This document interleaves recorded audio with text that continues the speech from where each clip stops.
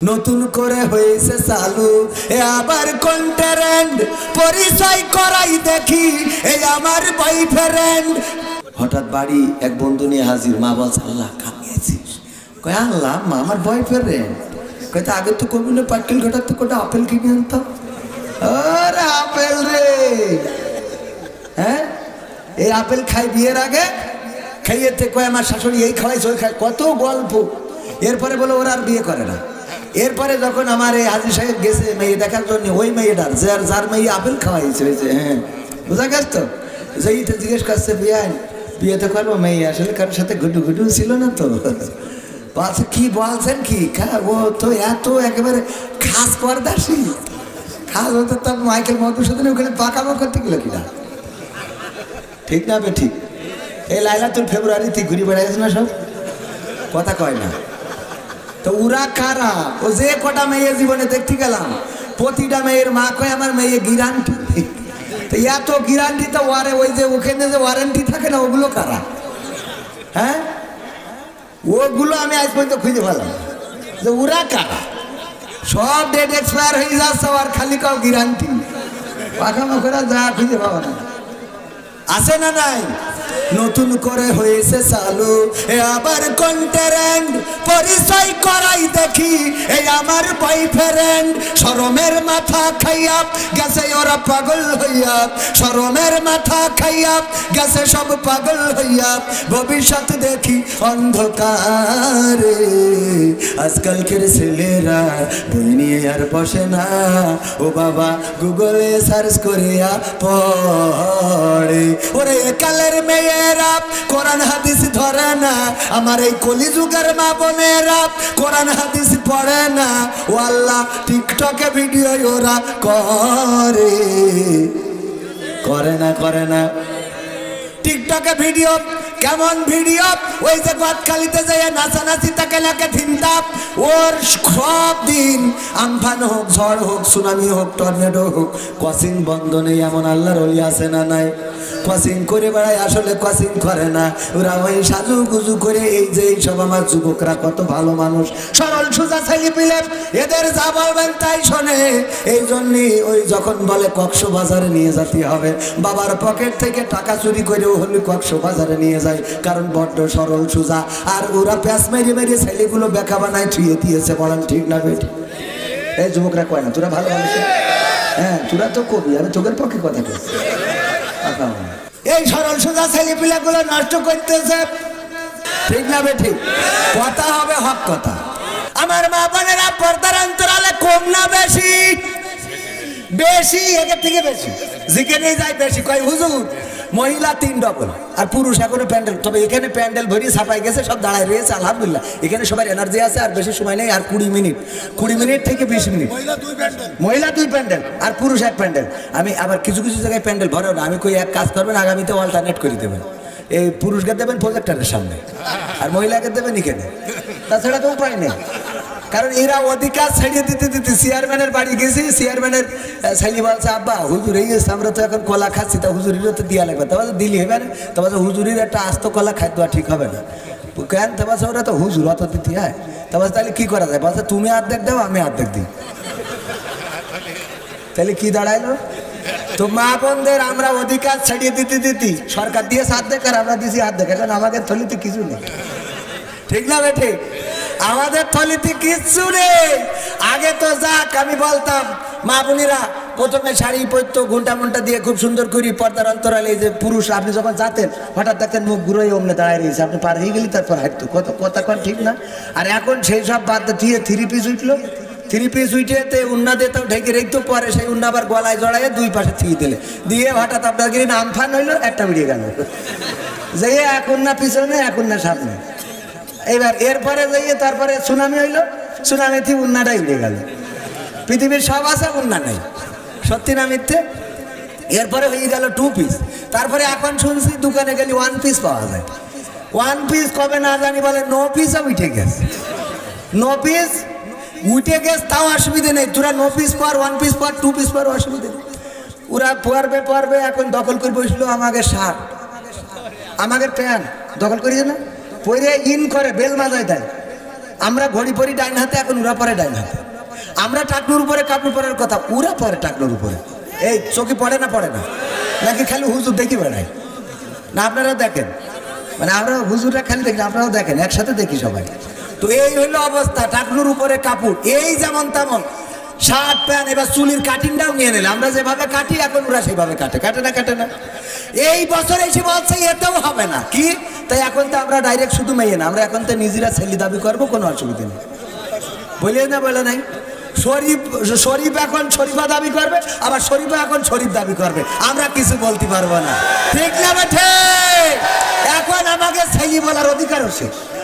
মানে এখন যদি কোনো জায়গায় যাই যে বলি যে আমরা পুরুষ, তা বলবে তোমরা কি সত্যিকার অর্থে পুরুষ নাকি মনে মনে পুরুষ? ঠিক না বে ঠিক? কারণ ওরা তো মনে মনে আবার মহিলা নেই, মনে মনে পুরুষ হয়ে গেল, ঠিক না বে ঠিক বলছি? শুধু এখানে শেষ না, মাদ্রাসার শিক্ষা বইয়ে প্রচ্ছদে এমন ছবি দেওয়া হয়েছে যেই ছবি মাদ্রাসায় প্রত্যাশা করা যায় না, বলেন ঠিক না?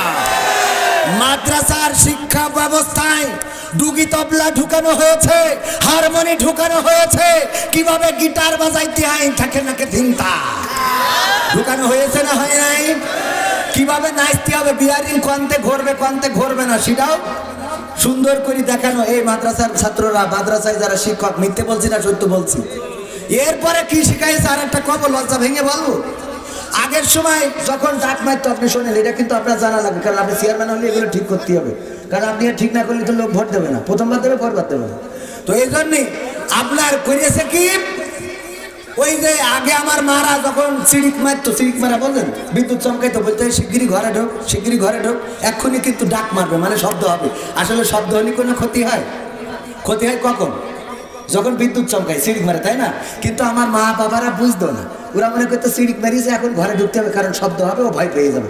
কিন্তু সিঁড়িকেই তো আসলে ক্ষতিটা হয়ে যায়, তো মা বাবারা ঘরে ঢুকে দিত। এই জন্য বিজ্ঞানীরা গবেষণা করে আবিষ্কার করলো যে মেঘে ঘর্ষণ খালি, এটা হলো বজ্রপাত হয়। সেই বজ্রপাতটা হলো যেটা বিদ্যুৎ চমকানি দেয়, ঠাস করে এসে পড়িতে মানুষের পরে পড়লে মানুষ নেটওয়ার্কের বাইরে চলে যায়, গোয়াল ঘরে পড়লে গরু টাওয়ারের বাইরে, আর যদি গাছের উপরে পড়ে গাছাই আগুন ধরে যায়।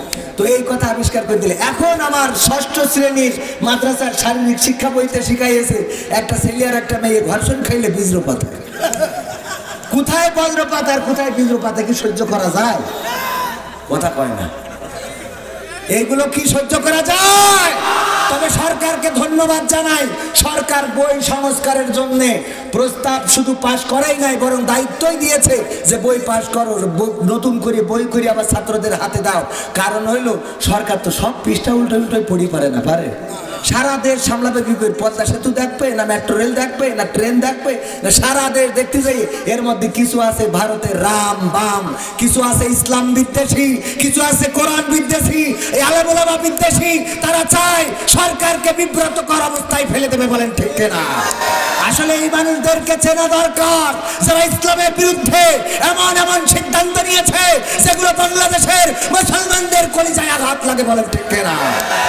এই জন্য আমি বলি কি হবে, আইনুদ্দিন আল আজাদ ভাই বলেছে, এখন আমি বলি কি হবে বেঁচে থেকে অযথা বিদ্যা শিখে যদি না গড়তে পারি শোষণবিহীন সমাজটাকে?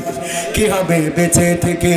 কি হবে ছাত্র সেজে চুমু খেয়ে সনদ খানা যদি হয় বিদ্যালয়টা শরীফাদের আড্ডাখানা? কি হবে ছাত্র সেজে চুমু খেয়ে সনদ খানা যদি হয় বিদ্যালয়টা ট্রান্সজেন্ডারদের আড্ডাখানা? এর চেয়ে মরাই ভালো দেশ ছেড়ে যাওয়াই ভালো, এর চেয়ে মরাই ভালো দেশ ছেড়ে যাওয়াই ভালো। কি হবে ধোকা দিয়ে বিবেকটাকে? কি হবে বেঁচে থেকে অযথা বিদ্যা শিখে যদি না গড়তে পারি শোষণবিহীন সমাজটাকে? কি হবে বেঁচে থেকে? কি হবে যুবক নামের বোঝা হয়ে এই ধরাতে যেখানে মা বোনেরা ধর্ষিতা হয় দিনে রাতে? ধর্ষণ আছে না নাই? অথচ আমার যুবকেরা বিয়ে করে না, আবার অনেকেই বিয়ে করতে চায় কিন্তু বাবা মা বিয়ে দেয় না, বলে আগে প্রতিষ্ঠিত হও তারপরে বিয়ে করো। মাঝে মাঝে মাহফিলে গেলে প্রশ্ন দেয় হুজুর, গতকালকে নাকি গত পরশুদিনও গতকালকেও কুষ্টিয়ার মাহফিলে রাত্রে প্রশ্ন দিয়েছে হুজুর আমার বয়স 22 বছর, আমি বিয়ের উপযুক্ত, কিন্তু মা বাবা বলে প্রতিষ্ঠিত না হওয়া পর্যন্ত বিয়ে দেওয়া হবে না। এখন আমি তো প্রেম করে বিয়ে করব, তাও তো মেনে নেবে না, আমি এখন কোন দিকে যাব হুজুর বলেন? আমি বললাম সব দায়িত্ব আমাকে। সব ও কি কোন দিকে যাবে? যাবে তো চেয়ারম্যানের কাছে, যে বিয়ে হচ্ছে না টাকা দে। সরকারি ভাবে খরচ দেওয়ার দরকার আছে না নাই? যুবকেরা ভোট দিবা ডাইরেক্ট, বিয়ে যদি না দেয় বাবা তালিকে চলে আসবা। চিনাই দিলাম দায়িত্ব, এবার বলবেন আরেকবার থাকি সব বিয়ে হবে আলহামদুলিল্লাহ। বিয়ে যদি বাড়ে ধর্ষণ কমবে, জেনা কমবে, পরকিয়া কমবে না? কমবে না। আর বিয়েকে যত কঠিন করে দেবেন, আমার সাতক্ষীরা থেকে, আমাদের ডিএসবি থেকে আমাদের ভাইয়েরা দুইটা পরামর্শ দিয়েছেন মাহফিলের ব্যাপারে, খুব উত্তম পরামর্শ, সুন্দর পরামর্শ। আমাকে বললেন কবির ভাই আপনার কাছে ফোন দিয়েছি, আপনি কি কবির বিন সামাদ? বললাম হ্যাঁ। বললো ভাই আমরা বক্তা যারা ভাইরাল পারসন, জনপ্রিয় বক্তা, তাদেরকে ফোন করে দুইটা দায়িত্ব দিচ্ছি, দুইটা নির্দেশনা। এক নম্বর নির্দেশনা হলো মা বোনদের মহিলা প্যান্ডেলে হাজার হাজার মহিলারা থাকে, সেখানে যেন কোনো পুরুষ 15 বছর বয়সের বেশি পুরুষ যুবকেরা যেন সেই মহিলা প্যান্ডেলে না ঢোকে, 1 নম্বর। আর 2 নম্বর কাজ হলো মহিলা প্যান্ডেলে একটা ওয়ান টাইম টয়লেট, একটা 2টা বা প্রয়োজনের সাথে মিল রেখে ওয়ান টাইম টয়লেটের ব্যবস্থা করে দেবে, যেন জরুরত ছাড়তে পারে। এটা মাহফিল কর্তৃপক্ষের কাছে এই দায়িত্ব আপনাদের পক্ষ থেকে। এটা যদি তারা পালন করে তাইলে দাওয়াত নিবেন, আর যদি পালন না করে নিবেন না।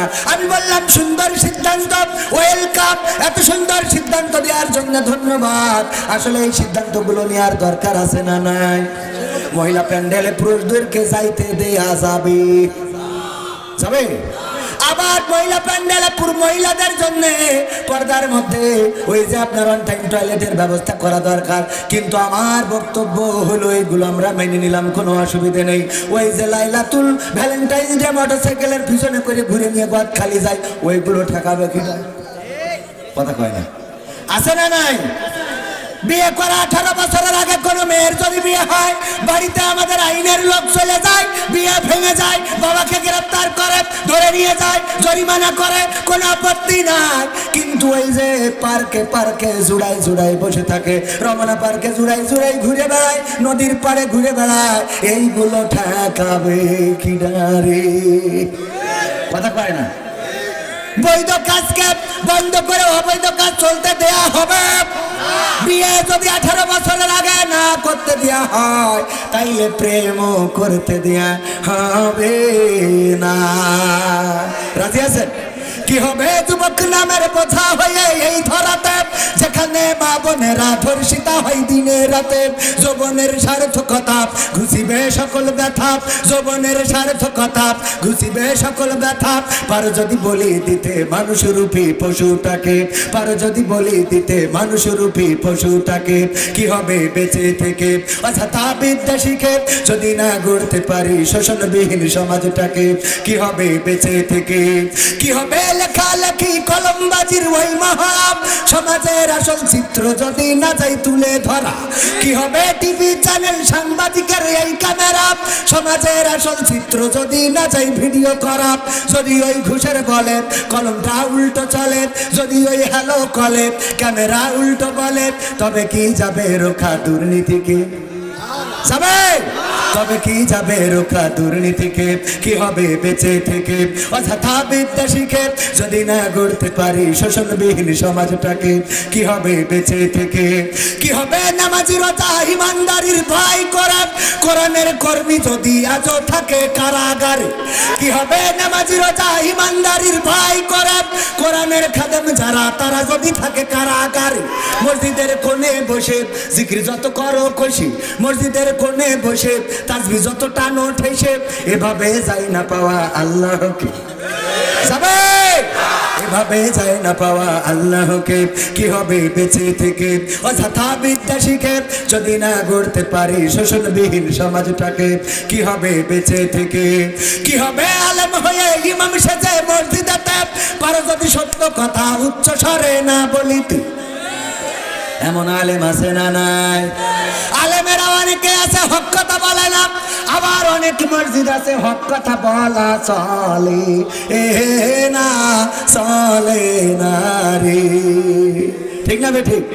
ওয়ালাইকুম আসসালাম, মাশাআল্লাহ, ভালো আছেন? নারায়ে তাকবীর। ভাই চেয়ারম্যানের আগমন, নারায়ে তাকবীর। আগে তখন তালাতে মাহফিল করে বেড়াতাম, ভাই চেয়ারম্যান সব জায়গায় যেত। আহারে অনেক দিন পরে দেখলাম এখনো তো বয়সে একরকমই রয়েছে। হ্যাঁ, না না, আমার তো দাঁড়িয়ে আরো ভালো বড় হয়ে গেছে হবে না। আমি দাঁড়িয়ে কথা বলছি না, মানে আমার মুরব্বী হয়েই তাই করছি। আপনি মনে করছেন এই থাকেন, আপনি দাড়ি না রাখলে আমার কোনো যায় আসে? ধরা খাবেন তো আপনি, আমার কি কথা কয় না উনি। আপনি আইসেন, আমি যে কি খুশি হয়েছি আমি বলে বুঝতে পারবো। এই পাশে আমাকে তো মনে করেন সব বুঝে শুনে বলতে হয়, ঠিক আছে না বাজার? তা না হলে বেকায়দা ঝামেলা হতে তো সময় লাগে না। ওই সেদিন অনেক জায়গায় যে আপনার কোনতে উঠে আসলেন, ধান দিছি, ধান দিয়ে ওই এত আপনারা এত মাহফিল করে, আমরা একটার বেশি মাহফিল পাই না। তো সব জায়গায় এই যে আমি সেদিন এক চেয়ারম্যানে শিখাই দিলাম যে আপনারাই কাছে ওই ওয়াজ করা শিখেন। ওয়াজ করা শিখলি এই যে যান আইসক্রিম কিনে আইসেন, কিন্তু কিছু টাকা দিতে হবে। এখন এই যে বলছে সেদিন বলছে হুজুর আপনার আর মাহফিল কটা, বেশি তো করতে হয় আমার, দিন 3টা 4টা করে সব জায়গায় দিয়া লাগে, তাহলে বেকায়দা অবস্থা না? তাই বলছে আপনারা আমাদের মতো ওয়াজ করা শুরু করে দেন, তাহলে দিয়া যেমন তেমন এই চেয়ারম্যান আবার ওয়াজও করবেন, ওরা যাওয়ার সময় উল্টো আরো টাকা দিবেন। খেলো ঠিক না বেটে? হ্যাঁ, তো ওই এক জায়গায় ওয়াজ করতেছি, ওই যে আপনাদের বললাম তো একজনের পক্ষে কথা বলার কারণে তালায় ওই সেই চেয়ারম্যান ফেল করলো। ওই ফেল করার পরে তো ওই ইউনিয়নের আমার ঢুকতেই দিল, হ্যাঁ খলিলনগর, ও ঢুকতেই দিলে না, বলছে হবে না। তা ঢুকতে দিনই আসলে আমি এই জন্যই বুঝে শুনে কথা বলি। এখন তো এক চেয়ারম্যান পাশে বসা না, শোনেন তো, আমি এক চেয়ারম্যান পাশে বসা, আমি খুব সুন্দর করে উন্নয়নের যত আছে সরকারি সব তুলে ধরেছি, একেবারে মাঠ থেকে শুরু করি একেবারে ঢাকা পর্যন্ত, যে পদ্মা সেতু, মেট্রো রেল, তারপর পানির নিচে রাস্তা, মাটির নিচে সব কিছু তুলে ধরার পরে মোনাজাতের সবাই বলছে হুজুর খালেদা জিয়ার জন্য একটু দোয়া করে দেন। তা বলছি কেন? তা বলছে আমি বিএনপি চেয়ারম্যান। কেমন লাগে বল? তাই বলছে তো এটা আগের থেকে কবেন না, আমি তো সব উন্নয়ন করে থিয়ে দিলাম। ঝামেলা আছে না বাজার? এবার সেদিন গেছি কালীগঞ্জে, ওমা এই পাশে যে সে বলছে আমি বিএনপি চেয়ারম্যান, আর এই পাশে যে সে বলছে আমি নৌকার এবার ভোট করেছি, নৌকা নিয়ে এলাম, কিন্তু অল্প কয় ভোটে ফেল করেছি। তাই বললাম এখন দুই পাশে দুইজন, আমি যাবো কমে। আমার সমস্যা হইলো ওই সেই এক ট্রাকের হেল্পার আছে, ওই ধান ভরার জন্য গেছে, ধান নেওয়ার জন্য গ্রামের মধ্যে চিকুন রাস্তা, দুই পাশে পুকুর, তো দুই পাশে পুকুর, মাঝখান দিয়ে ট্রাক নিয়ে গেছে, ধান যখন লোড দিয়েছে তখন আসতে যাইয়ে একটু মনে করেন ভয় করতেছে, তা হেল্পারে নামাইতেছে, দিয়ে বলছে তুই সামনে দেখ, ডানি ভাই বলিস আমি যেন সোজা যেতে পারি, পুকুরের মধ্যে যেন না পড়ি, এখন কিন্তু লোড গাড়ি। এবার চিকুন রাস্তা যাই ঢুকাইছে, বলছে উস্তাদ ডানি রেখে যেই ডানি দিয়েছে ডানির পুকুরের দিকে যাচ্ছে, উস্তাদ ভাই ভাই ভাই ভাই ভাই, সেই ভাই বাইর দিকে, ভাই পুকুরের দিকে, উস্তাদ ডানি ডানি ডানি, আবার ডানির দিকে। এইবার যখন মনে করেন যে মোটামুটি একেবারে বেকায়দা অবস্থায়, তখন বলছে উস্তাদ ডানি ভাই ডানি ভাই ডানি ভাই ডানি ভাই। এই ডানি ভাই করতে করতে ডাইরেক্ট পুকুরের মধ্যে যখন পড়ে গেছে, বলছে উস্তাদ যেমনি ভালো সেমনে, যেমনি ভালো সেমনে। পুকুরের মধ্যে পড়ে যাওয়ার পরে যেমনি ভালো সেমনে, তা আমাকে রইল যেমনি ভালো সেমনে না বলতে। আল্লাহ কোনে যাবো? সময়টা তো বড্ড খারাপ, আপনি তো ভাই সব জানেন, বুঝে শুনে কথা বলে ওয়াজের রীতি টানেন, উস্কানি ফুসকানি মুলুক বলবেন না কোনো কথা, এই মঞ্চে রাজনীতি ভাই করবেন না অযথা, আমরাও ভাই কোরআন জানি মানি মোটামুটি, ঝামেলাতে থাকি মাঝে মাঝে নিয়ে ভোটা ভুটি, মক্তবেতে শিখেছিলাম আলিফ বা তা সা, কোরআন হাদিস মোটেও জানি না এমন কিন্তু না, তাই রাজনীতি চলবে না ও হুজুর, রাজনীতি চলবে না, তাই রাজনীতি চলবে না ও ভাই, রাজনীতি চলবে। এবার বলছে হুজুর শোনেন, এই মাহফিল আগেও দিলাম এবারও দিছি, তাই কি বলছে হুজুর নিয়ে আইলাম কন্তে ঢাকাতে, তা কি হইল? বলছে অমুক হুজুর ওয়াজ করিল কত মধুর সুর, কবরেতে গেলে পাবো 70,000 হুর। এমন ওয়াজ আছে না নাই? এমন ওয়াজ করলে কোনদিন কি হাতে হাত করা, পায়ে ডান্ডা বাড়ি লাগবে না? লাগবে না, কারণ এই জাতীয় ওয়াজ সরকারি খাতায় ছাড়া বেসরকারি খাতায় চলে না রে, ঠিক না বেঠে? অমুক হুজুর ওয়াজ করে কত মধুর সুর, কবরেতে গেলে পাবো ৭০,০০০ হুর। অনেক দোয়া আছে পড়লে কোটিতে সওয়াব, সারা জীবন পাপ করিলেও পেয়ে যাব মাপ। বাপ দাদারে নাজাত দিতে করেছি ৪০, আমার বেলায় 4টা গরু গোয়াল ঘরে পুষা। আমিও ভাই কিছুটা জানি, মানি না তা না, ছোটবেলায় শিখেছিলাম আলিফ বা তা সা। তাই রাজনীতি চলবে না ও হুজুর, রাজনীতি চলবে না, তাই রাজনীতি চলবে না ও ভাই, রাজনীতি চলবে। এবার বাচ্চা হুজুর শোনেন, আপনি মনে করছেন আমরা ইসলাম জানি না, মানি না তা না, মানি মানি। আমি বললাম কি মানেন? বাচ্চা হুজুর, ও হুজুর, মিলাদ করি কি আম করি সাই বাবার মাজারে, হয়তো একটু বিড়ি টানি পাইকেল ঘাটার বাজারে। আছে না নাই? মিলাদ করি কি আম করি সাই বাবার মাজারে, হয়তো একটু বিড়ি টানি কুমিরার বাজারে। ফজর নামাজ হয় না পড়া, থাকি তখন নিদে, কিন্তু হুজুর বিশ্বাস করেন আল্লাহর কসম, আল্লাহর কসম হয় না কাজা নামাজটা 2 ঈদে, 2 ঈদে নামাজ কাজা হয় না। 2 ঈদে কি হয় না? কিন্তু ঝামেলা আড্ডা হয়।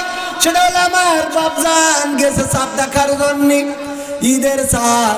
পশ্চিম আকাশে যেয়ে দেখে কুয়াশা আচ্ছন্ন, দেখা যাচ্ছে না, কুয়াশা একটু বেশি পড়েছে। হঠাৎ করে আমার ভাইজান পরিচালক বলছে এখানে বসে থেকে লাভ নেই, চলো মকসেদের চাঁদ দোকানে যাই। ওখানে টেলিভিশন জুড়ে দিলি বলবে না যে কালি হবে কি হবে না। টেলিভিশন জুড়েছে, তাকে ওখানে বলছে সমস্যা নেই, চিন্তার কোনো কারণ নেই, আগামীকাল সকাল 9টার সময় ঈদুল আজহার জানাজার নামাজ হবে। তাহলে চিন্তা না করি পারবে না, আগামীকাল সকাল 9টার সময় কি হবে? এই বলে না এখন হুজুর মিলাদ করি কি আম করি সাই বাবার মাজারে। ও আবার বলি আবার জানাজার নামাজে যাই, কয় কি কয় শিগগিরই পাটি নিয়ে সব লোক দাঁড়ায় গেছে, সিজদা দেবে কি মাটির মধ্যে? ও জানাই না যে জানাজার নামাজে সিজদা দিতে হয় না। সত্য বিতে বলছি, যে ইমাম সাহেব দ্বিতীয় তাকবীর দেয় সেই রুকুতে যাই কয় কেন একা কেন আল্লোক কুল, পরে উঠে দাঁড়ায় কয় এখন নামাজে কি টাল হয়ে গেছে, আগে শুনতাম ডিজিটাল, এতে দেখছি অন্য টাল। কেন নামাজ পড়লো জানাজার নামাজ থেকে একটা সিজদাও দিলে না, তো হুজুরা ডিজিটাল হতে হতে সিজদাও তুলে দিয়েছে। আছে না নাই? হুজুরা ডিজিটাল হতে হতে সিজদা তুলে দিয়েছে, নামাজ জানে না। আর ঈদের নামাজে যেই থাকবি তাই ও খালি 3 বার রুকু দিয়েছে। মানে প্রথম তাকবীরে যে ইমাম আমার হাত ছেড়ে দিয়ে করি, ও রুকুতে যেই দেখে একা, ওনার কাছে আবার যে তাকবীর দিয়ে হাত ছেড়ে দেবো মানে কাছে, তাহলে এইবার বলে আবার গেছে রুকু দেশ কবার 6 তাকবীরের নামাজ 3 বার 6বার রুকু দিয়েছে।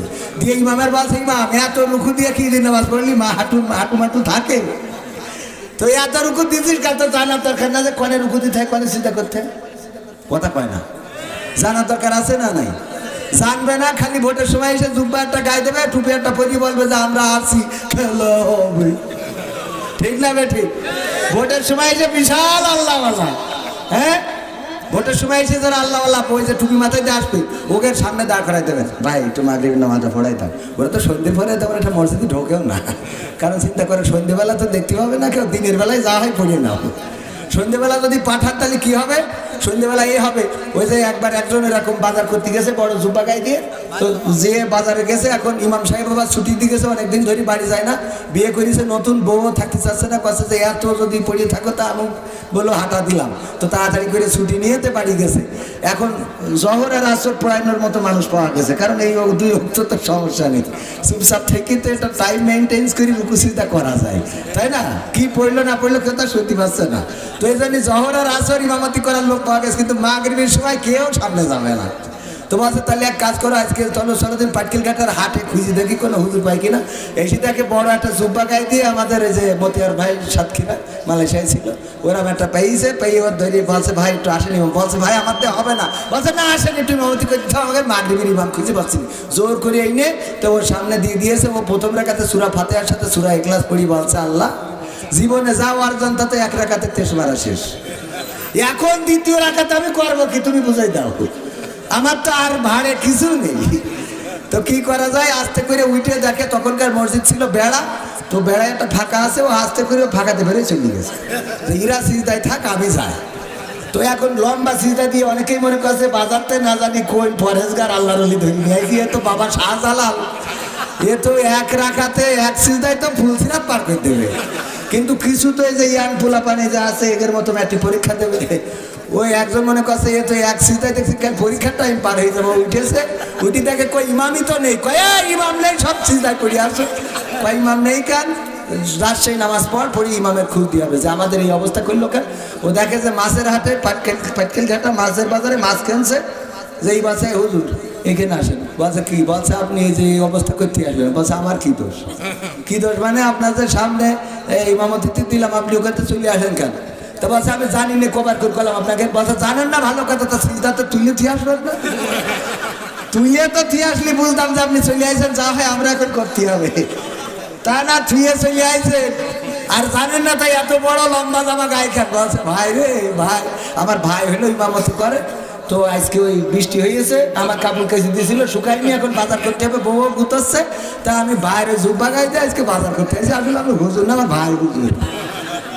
তো এই জন্যই ওই এরাম দিলি ওরা বেড়া খুঁজে ছাড়া, হ্যাঁ ভোট চাওয়া তো দূরের কথা, প্রথম দেখাতে যেই বেড়া খুঁজে দৌড় দেবে, কবে আর ভোটের দেখা, হ্যাঁ তাই না, আসেন না এরাম, আপনি না কিন্তু, হ্যাঁ আপনি আসেন জানলে আমি এত কথা না দূর, তা কবে না সামনে আসেন, না না না আপনি পিছনে থাকলে হয় না, আমি একটু পরিচয় করে, আপনি তো নিজেই ঘোষণা দিলেন, উনি যখন ছিল তখন কোনো গায়েবী মামলা ছিল না, ঠিক কিনা, তা আপনি বলেছেন ভালো কথা, আমরা তো আর এ কথা করতে চাই না, গায়েবী মামলা আছে কি নেই আমরা জানি না, আমরা ওর সম্বন্ধে আমার কোনো ধারণা নেই, ও এবার খালি ওই বাজা বাজা তাই জানি,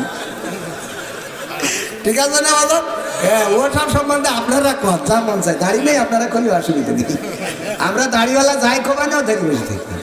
ওই সেই বল্টু সেই সাইকেল পাচারের মতো, বল্টু আধা বস্তা বালু নিয়ে সাইকেলে করে আসতেছে বর্ডার দিয়ে, বোমরা বর্ডার দাঁড় করাই, পুলিশ বলছে তোর এই সাইকেলে করে কি পাচার করছে, বল্টু তা বলছে স্যার বালু, স্যার কয় বালু পাচার করতে, স্যার বালুর অভাব বাংলাদেশে, এই চেক করি দেখে না সত্যি বালু কাছে, স্যার ছাড়ি দিলাম। এরপরে আবার দ্বিতীয় আর একদিন দেখা গেছে সাইকেলে করে আধা বস্তা বালু, এই কিরে এতে তা বালু স্যার, আরে বালু প্রতিদিন সাইকেলে করতে বালু পাচার করি, বালু কি অভাব হয়ে গেছে, আবার চেক করবো, চেক করি দেখে না সত্যি বালু ছেড়ে দিতেছে।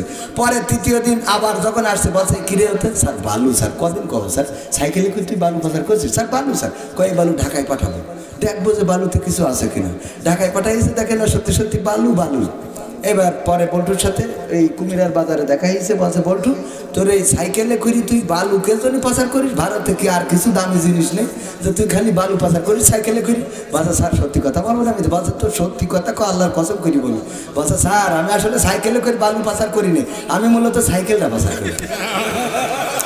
কি পাচার করে? সাইকেল। আর আমাকে চেক করে কি, তো টাকা পাচার হয়ে যায়। দেখেন চেয়ারম্যান ছিল সরল সোজা, এলাকায় কোনো দুর্নীতি করে নাই, নিজের পকেটে টাকা খরচ করেছে উনি, যাই হোক আবার আগামীতে আসবে আল্লাহ ভালো করলে, আমি কার পক্ষে ভোট করে দেবো, তালা একজনের পক্ষে কথা কইছি, সে চেয়ারম্যান পরের বার ফেল করিস, ওই ইউনিয়নের আমার ঢুকতেই দিবে, মানে যে চেয়ারম্যান ছিল তার পক্ষে বলে গেছি যে চেয়ারম্যান তো ভালো মাহফিলে আছে, আপনারা একটু দোয়া করে দেবেন আর ভোটের সময় একটু দোয়া বেশি করবেন, একটু বলেছি, ও মরকটা এবার ফেল করে বলেছে, ও ফেল করিস তো আমার দোষ। এবার যে পাস করিস ও বলছে যে যার পক্ষে কথা বলে গেল ওর পক্ষে ও কথা বলে গেছে, ও যেহেতু ফেল করিস, ও আমি থাকতে অন্তত 5 বছর আর ঢুকতে দেবো না। এখন আপনার পক্ষে কথা বলে তো শান্তি নেই, আপনি ফেল করবেন আপনার দোষ, আর আমার এলাকা ঢুকতে দেবো না। এই জন্য ফেল করা যাবে না, ডাইরেক্ট পাস, হয় মারবো নাই বাঁচবো, নৌকা ছাড়া কোনো কথা নেই নেই। ও তালি তো অসুবিধে নেই, তালি অসুবিধে নেই। আলহামদুলিল্লাহ আলহামদুলিল্লাহ, আল্লাহ কবুল করুন, বলেন আমিন। ভালো মানুষের পক্ষে আমরা আসি না নাই, এইবার পাস করার সাথে সাথে দাঁড়িয়ে দেখিয়ে দেবে, তাতে ফাঁসি হয়ে যাবে ইনশাআল্লাহ ইনশাআল্লাহ। আলহামদুলিল্লাহ, আল্লাহ কবুল করুন। বাবা পাঞ্জাবি যখন পরতে পারি, টুপি যখন পরতে পারি, দাড়ু তখন ভোট পেয়ে যোগায় লোক, ইনশাআল্লাহ কবুল করে নিন, বলেন আমিন। এইরাম নেতা হইতে হবে, এইরাম যে মাহফিলে এসে বলবে যে করদিন স্টেজ ভেঙে যায় যাবে, তাই না? নেতা এরাম হওয়ার দরকার আছে না নাই? কিন্তু অনেক নেতা আছে যারা মাহফিল বন্ধ করতে চায়, বলেন ঠিক না বেঠে? ভাইয়েরা আমার কোন কথা বলছিলাম মনে আছে কিনা? মিলাদ করি কিয়াম করি সাই বাবার মাজারে, হয়তো একটু বিড়ি টানি কুমিরার বাজারে। ফজর নামাজ হয় না পড়া, থাকি তখন নিদে, আল্লাহর কিরে হয় না কাজা, নামাজটা দুই ঈদে। নিয়মিত চেষ্টা করি পড়তে জুম্মা নামাজ, সেদিন শুধু হয় না পড়া, যেদিন থাকে কাজ। তিনটা জুম্মা করলে কাজা, মুসলিম থাকে না, এই হাদিসটা ভালো করে আমার আছে জানা। তাই রাজনীতি চলবে না ও হুজুর, রাজনীতি চলবে না, তাই রাজনীতি চলবে না ও ভাই, রাজনীতি চলবে। এবার বলছে হুজুর শোনেন, এই যে কোরআন শরীফ এ আমি পড়েছি। আমি বললাম মেলা পড়েছেন? বলছে এ মাথা মাথা 3 খতম দিয়েছি। তাই বললাম তারপরে? হুজুর জিহাদ মিহাদ কোথায় আছে দেখিনি কোনখানে, দরগা পীরের মাজার আমার অনেক বেশি টান রে বাবা, অনেক বেশি টান। আছে না নাই? কোরআনে জিহাদ আছে না নাই? ও বোঝে নাই, ঠিক তো? এই জন্যই কোরআনে বোঝে নাই বলে জিহাদ খুঁজে পায় নাই। আমার মতিয়ার রহমান ভাই আমার বন্ধু মানুষ, উনি প্রথমে এখানে দাওয়াত দিয়েছে। হাত উঁচু করেন একটু, হাত উঁচু করেন। এই মতিয়ার ভাই হাত উঁচু করেন। হাফেজ মানুষ, কোরআনের হাফেজ, দেখতে পাইছেন? ও কিন্তু আমার ছোটবেলার বন্ধু, বাল্যকালের, একসাথে গলা ধরে বেড়াইছি। তখন ওর বিয়ে হয়ে গেছে, আমার তখন বিয়ে হয়নি। তো মালয়েশিয়ায় ছিলাম একসাথে, তো উনি মালয় ভাষা বোঝেন। মালয়েশিয়ায় আর কেউ ছিলেন এখানে?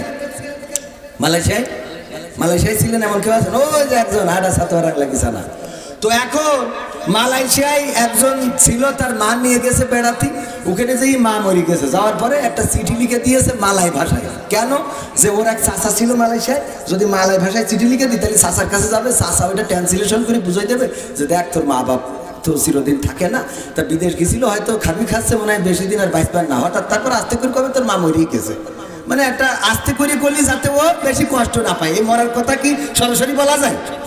হঠাৎ যদি কারো বলেন এ তোর আব্বা গেল না যশোরে, অ্যাক্সিডেন্ট করি তো মরি পড়ি দিয়ে, তো হঠাৎ ও স্টক করতে পারে না। এটা না বলে আস্তে করে বলবেন তোর আব্বা মনে হচ্ছে যশোরে একটা কিছু একটা ঝামেলা হয়েছে, শুনলাম যে মনে হয় কোনো গাড়ি অ্যাক্সিডেন্ট করেছে, কি অবস্থায় আছে জানি না, ও কিন্তু জানে যে মরে গেছে, আস্তে আস্তে করে বলবেন, তাহলে যে ওর কোনো অসুবিধা হবে না। তো এখন এই জন্য মালয় ভাষায় চিঠি লিখে দিয়েছে যে ইবু সুডা মাতি, ইবু সুডা মাতি মানে মা মরে গেছে। এখন এই চিঠি ও কারোর কাছে না যেয়ে ও কাছে কি মাঠে যাইয়ে ভুই নিড়ছে আর গান গাচ্ছে, ইবু সুডা মাতি, ইবু সুডা মাতি, মানে এই দিয়ে গান বানাইছে। তো মালয়েশিয়ায় ছিল আর একজন, ও এই ভাষাটা বুঝতে পেরেছে, ইবু সুডা মাতি মানে মা মরে গেছে, তাহলে ও এ গান গাচ্ছে কেন? যেই বলছে এ গান গাচ্ছিস কেন?